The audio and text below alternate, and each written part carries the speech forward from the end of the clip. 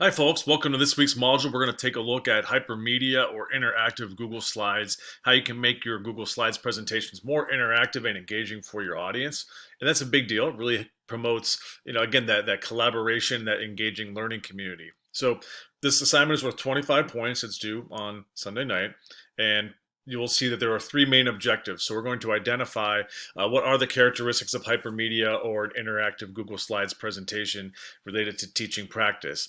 We're going to differentiate between what are linear and non-linear presentations. And then lastly, you're going to go ahead and you're actually going to create a fully interactive hypermedia presentation.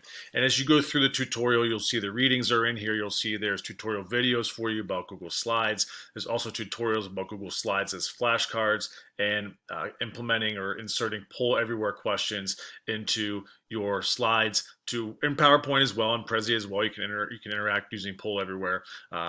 Really creates a more engaging classroom environment. A couple things to think about. These are really great tools. Google Slides can be used for a wide variety of things. You can make ebooks, you can make tutorials, you can publish a lesson, you can have students make a book report on them. They're fantastic for that. Creating a quiz or an autobiography, for instance, is very good. Or maybe you have parents coming for open house and you want to gauge opinions or resources at home or whatever it is. You can go right ahead and you can do that. So please, again, pay attention. Nonlinear and linear presentations, really, it is a linear presentation is something that goes sequentially. A nonlinear is something where the student can go back. Maybe it's like a little bit of a quiz or a review game at the end of a specific lesson. That all ties into being a non-linear slide.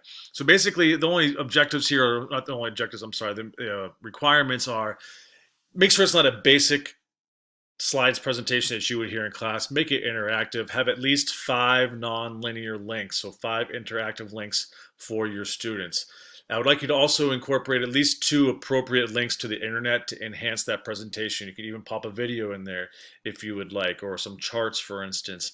And then have 2 interactive slides of your choice. As I mentioned, I'm sorry, not interactive slides. Yes, I'm sorry. You have at least 2 interactive slides that are either the flashcards or poll everywhere. Okay, don't go crazy with sound and animation, all that stuff. The rubric is in here, the exit slip is in here as well. So hopefully you find a way that you can utilize non-linear slides presentations and break up that monotony of that. And we've all been there, right? Where we're sitting there and we're standing in front of the class and we're lecturing and nobody's paying attention or very few students are paying attention. So this is a really great way to right there in your slides embed some interaction and really make your students become more engaged with the content, and also provides you with some formative assessments as you move through your actual presentations. So look forward to seeing what you are able to come up with this week, the ideas you have, and if you have any questions about this module, please feel free, reach out and shoot me an email.